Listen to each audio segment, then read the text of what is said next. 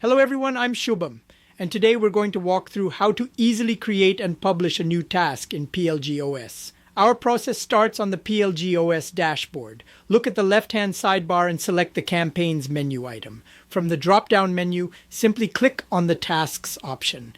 This will take you to your List of All Tasks dashboard. Once you're on the Tasks page, locate and click the Add New Task button in the top right corner. A new window will pop up asking you to complete the task's details. Now, you'll input the necessary information for your new task.